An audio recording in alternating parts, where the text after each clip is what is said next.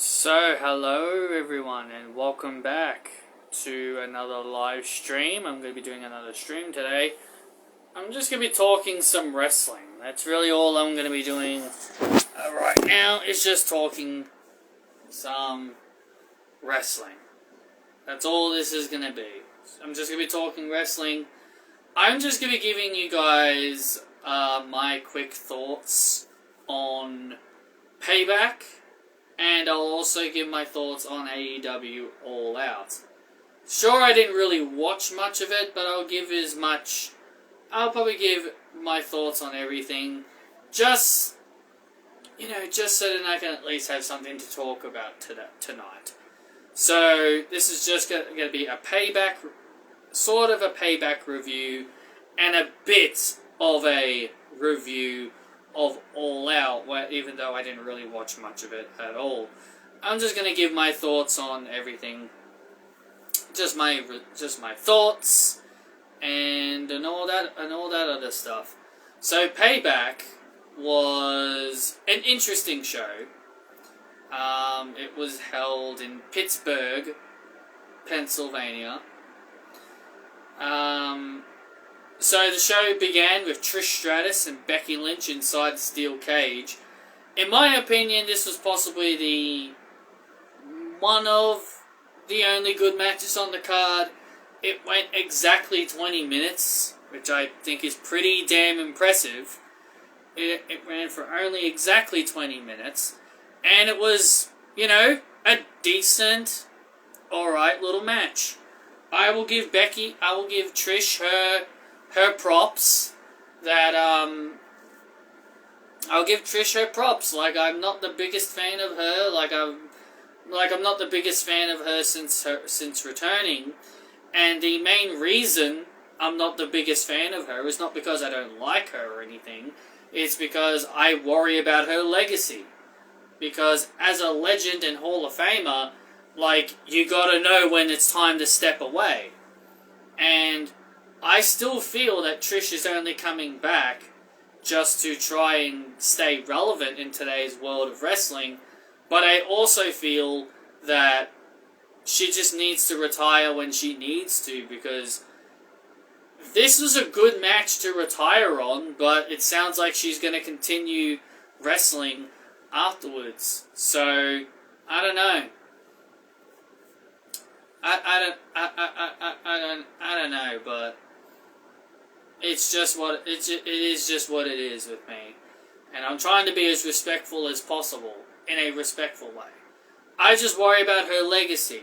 I just don't want her ending up like The Undertaker and all these other legends who continuously come back just for the sake of glory, and then they end up ruining their legacies because of it. So that's more my reasoning for Trish, and sort of the same thing for Edge as well. So Trish took a massive superplex off the top of the steel cage. Pretty brutal,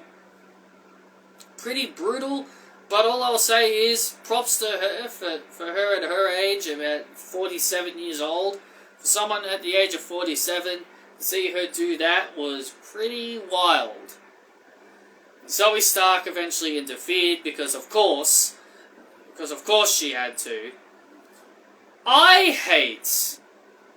If there's one thing I hate, and everybody will agree with me on this, even if you're not seeing this live stream or not, the one thing that I absolutely hate about this is that WWE always say, oh, steel cage is designed to stop people from interfering. It's designed to prevent people from interfering. Oh, it's there to stop people from interfering. But yet, that is all that happens. They always say the steel cages are designed to stop people from interfering, but yet those people just do exactly that. Just interfere. And I'm just like, what's the point? And it's like, what's the point in saying that these steel cages matches are designed to stop people from interfering when the interferee still interferes anyway? It's just stupid. I hate it. Why make a stipulation where the person can still interfere anyway. And then you're going to say the stipulation is to stop the interference, but yet the interference still happens anyway. It's ridiculous. It's really dumb, and I hate it. That was my only major negative about this match. I'm just so sick and tired of them saying, oh, we're going to end this in a match where the interferee won't interfere, but then the interferee still interferes. It's lame. It's really lame.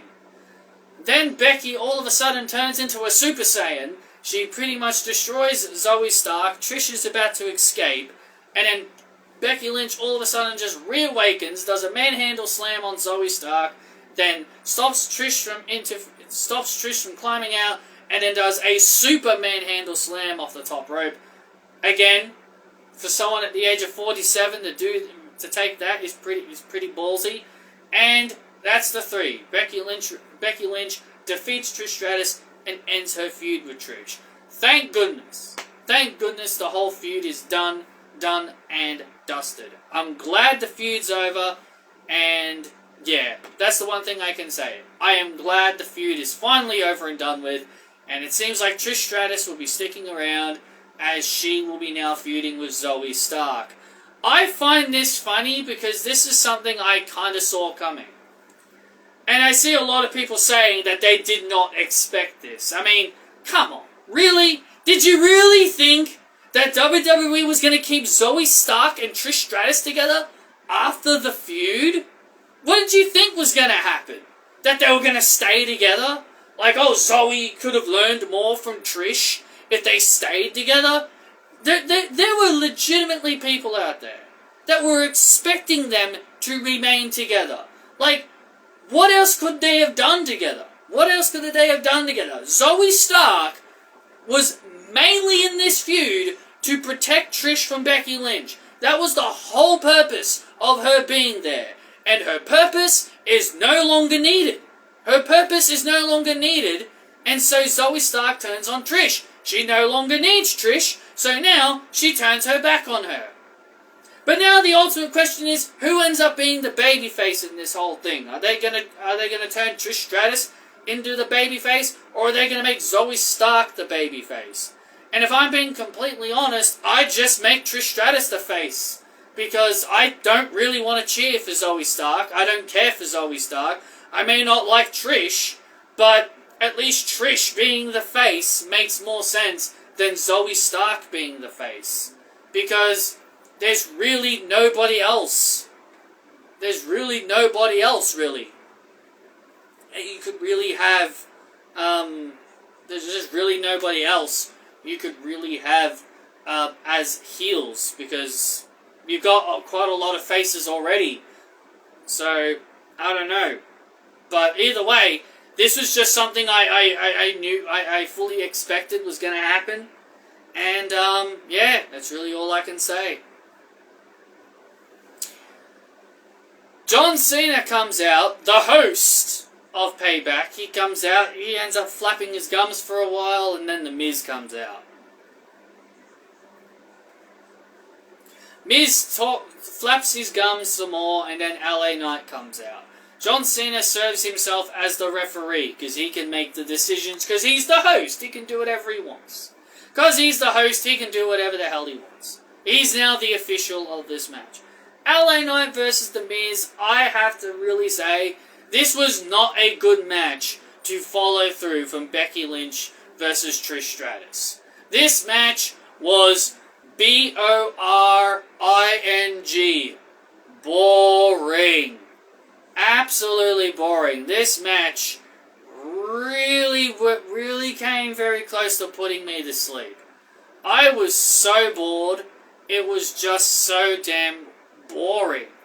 You would think John Cena being there would have made the match more exciting, but I guess when it's a Miz match, nothing is really exciting. It was a really boring slog to get through. 15 minutes and 45 seconds this match got. This match had no business going on that long. It had no business running as long as it did. It really did have no business. It had no business running that long, and it was super irritating. It was super irritating, really boring, and in the end, LA Knight was able to get the win with the Blood Force Trauma. BFT. Yeah. So, right person did win. The right person did win. But the match was really goddamn boring. Rey Mysterio defended the US Championship against A-Town Down, Austin Theory. Rey Mysterio retained in a 9-minute and 45-second match. Really, I would have been okay with LA Knight and The Miz being a much shorter match, because man, that match was long and boring. This match had a respectable timer of 9 minutes. Rey retained over Austin Theory, and I still think that they're setting up Santos Escobar to eventually turn heel on Rey Mysterio out of jealousy that he won the US title instead of him. Next we get the Judgment Day, Finn Balor and Damian Priest versus Kevin Owens and Sami Zayn for the Undisputed Tag Team Championships in a Steel City Street Fight. This was a really fun match. I enjoyed this. And I know a lot of people are going to complain with Dominic Mysterio and Rhea Ripley interfering.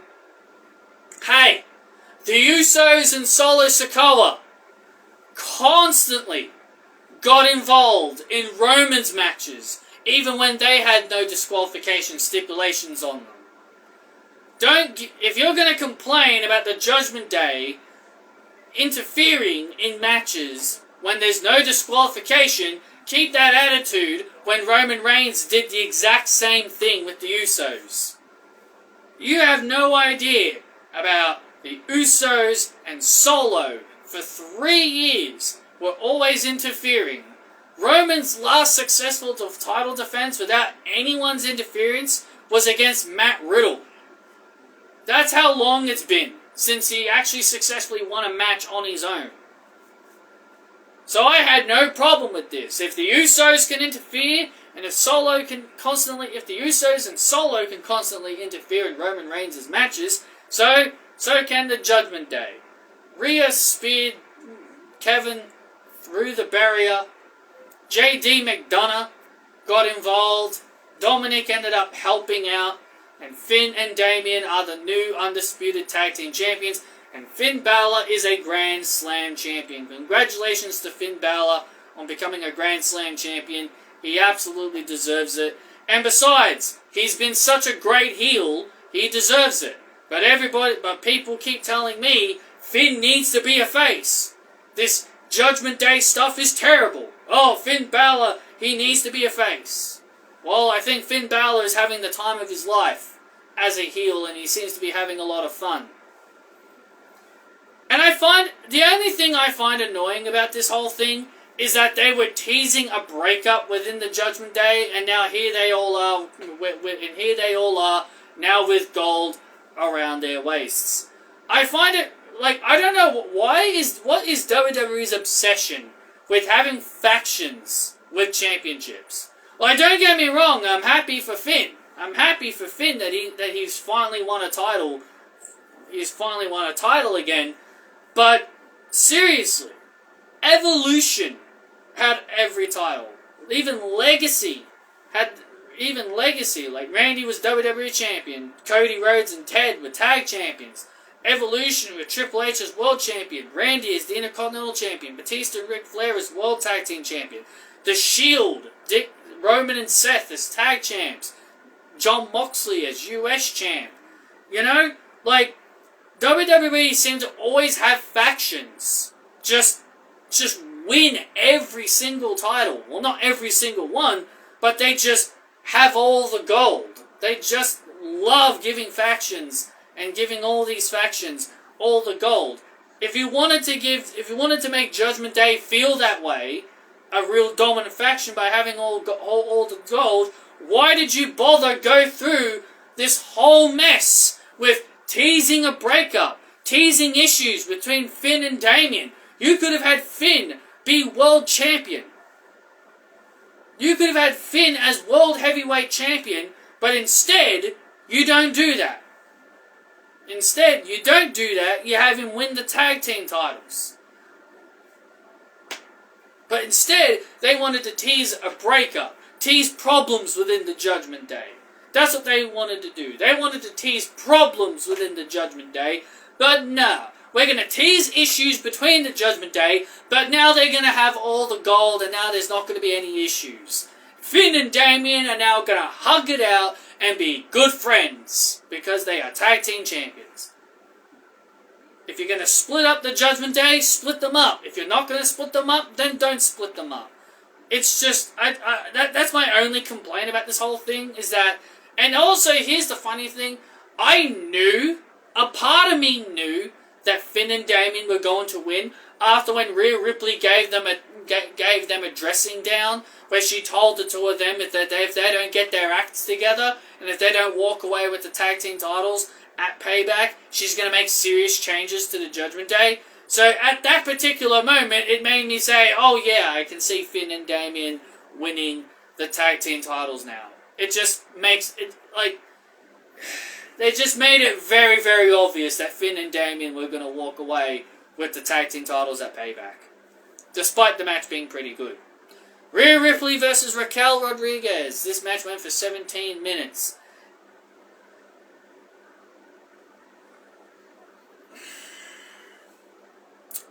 I love this community, and I say it in a sarcastic way, because fans want Rhea Ripley to have a competitive match. They complain. People calling this reign a reign of terror. People are calling this a terrible title reign. People are calling this this title reign terrible, boring. Oh, it's the same old thing. Seriously. People complain she's squashing her opponents. People complain she's squashing her opponents. People complain she's involved with the men's division. People complain that she doesn't defend the title or doesn't get involved in the women's division. But when she does get involved with the women's division, they complain because she's squashing people like Candice and Indy. They complain that she's feuding with Raquel, who is her best friend. And they complain that she had a competitive 17-minute match with Raquel, and they call the match boring. What do you people want?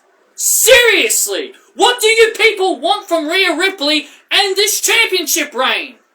It's absolutely mind-boggling to me that every single thing you tell her to do, you still complain regardless.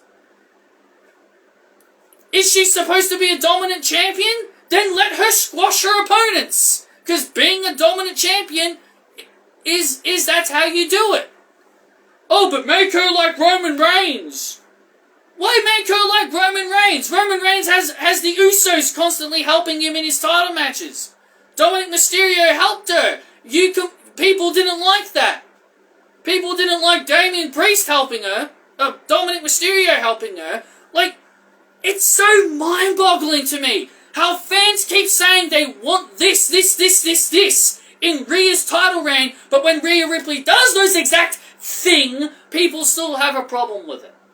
So it's the matter of attrition. You just don't like Rhea Ripley as champion. It doesn't matter what she does, nothing she does will please you. You just don't like her. Just say you don't like her as champion.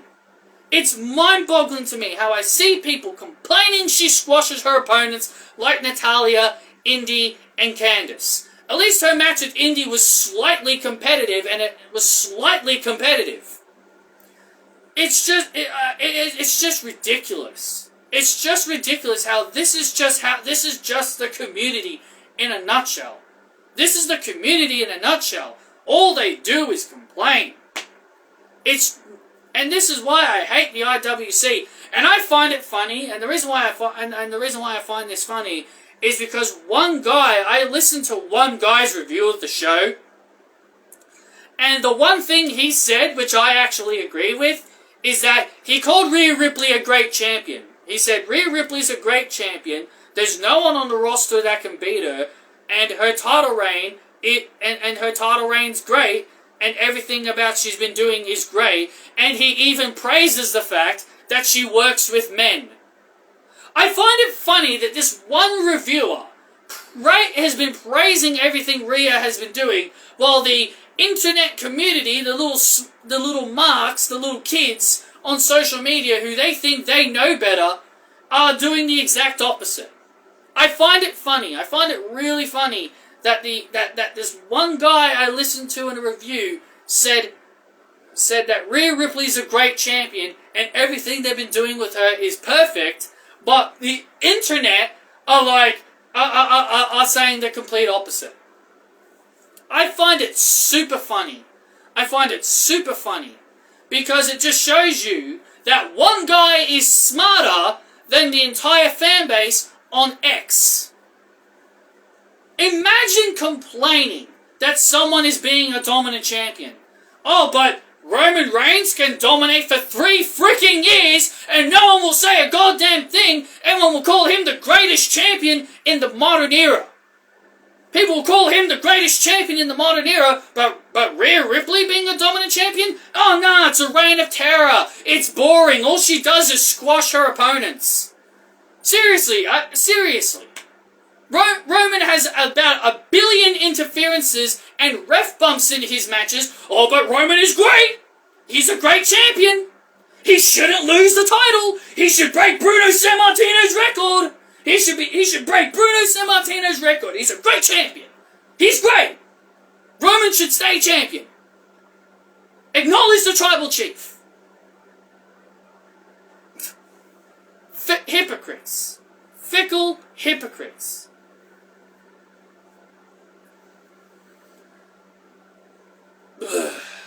Another thing on this show was that we had Tiffany Stratton there, and she confronted Becky. It was after her match with Trish. And I don't like this. I don't like that they're possibly going to have Becky Lynch work at the NXT Women's Champion. I think this is just really dumb. And I don't want Becky to win the title.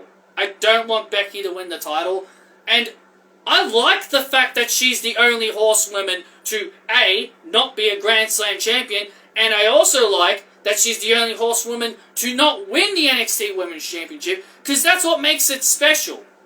If you wanted to make her NXT Women's Champion, you could have done it all the way back when she was in NXT originally. But now, all of a sudden, now you want to make her champion because it's the only title she hasn't won? You know, I'm so goddamn tired of WWE just giving people... Ugh, raising my voice is making my throat sore. You know, I hate how WWE just give people title reigns because, oh, they haven't won that yet, let's give them the title. Let's give this person the title because this person hasn't won it yet. This person's not a Grand Slam champion? Well, let's make it happen. Let's make this person a Grand Slam champion. Like I said, I'm happy that Finn is a Grand Slam champion because he deserves to be the Grand Slam champion after everything he's gone through. John Cena has never been a Grand Slam champion, and nor should he be. He's one of the greatest superstars of all time, and he shouldn't be a Grand Slam champion. Just because you haven't won everything doesn't mean you need to win everything. Why do you think I don't want to see Becky ever win the Money in the Bank? Because she doesn't need to win the Money in the Bank. She doesn't need to be NXT Women's Champion. It's just a lousy excuse just to have her feud with the champion and potentially beat her for the belt. That's all it is. And I don't like it. It's just a lame excuse to potentially have her win it. And I don't like it, and I think it's really dumb. John Cena then turned himself into a backstage interviewer, interviewed the Judgment Day, who just won the tag team titles. Then our main event was Seth Rollins and Shinsuke Nakamura. And my God, was this match boring. Listen, I love Seth, And I love Shinsuke, but... Addy, can you remember when we had the GameCube? That game that we used to play, the shooting one. Can you remember what that was called?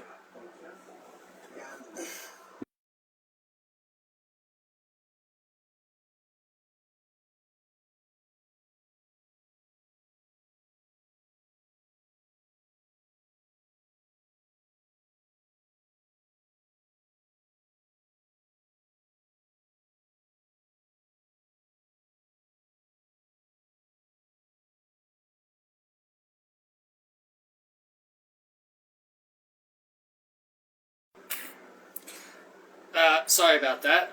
Sorry about that. Anyway, I just want to quickly say, Seth versus Shinsuke. Look, I love both guys. I think they're both great. But I just was not feeling this. This was a real boring main event match. And I get it. They were telling a story, and that's fine. I'm fine with them telling a story. I'm absolutely fine with them telling a story. That's not the issue. The whole story was they were targeting Seth's back. Great. I don't have a problem with that. The problem is, it was just a really slow-paced match. It just never got exciting.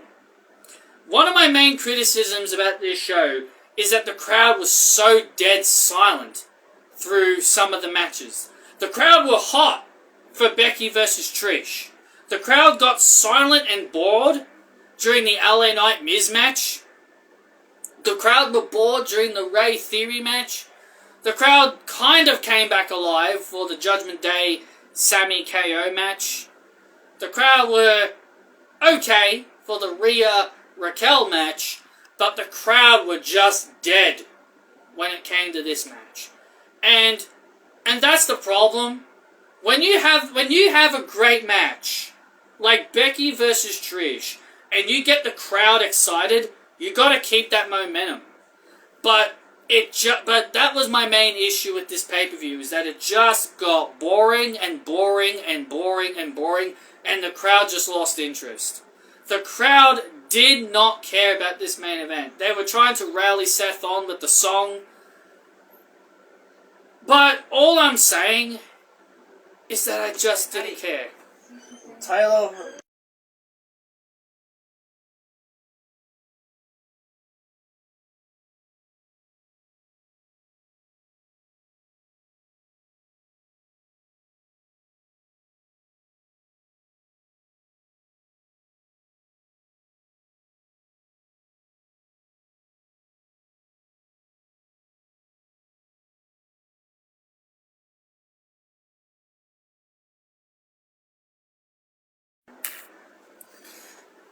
Sorry about that again. Sorry about that again. Man, I keep getting interrupted. Yeah, I just didn't really enjoy the main event. I just found it pretty boring. Yeah, that's really all I can really say about the main event. Seth won with the curve stomp. Like, again, I get what they were doing. They were telling a story about Seth's back, and I respect that. They were telling a story, and I get it. But I just really found it boring, and it was very slow-paced. Like, I'm fine with slow pace at like the start, but then I feel like it should really pick up steam afterwards. So those are my thoughts on Payback. You know, I would talk about All Out, but would you guys really want that? Me talking about a show that I didn't really watch. So, yeah, I'm just going to end this stream here. Thank you for listening in. And for those that missed it, maybe I'll put this up on YouTube. And I'll see you all next time.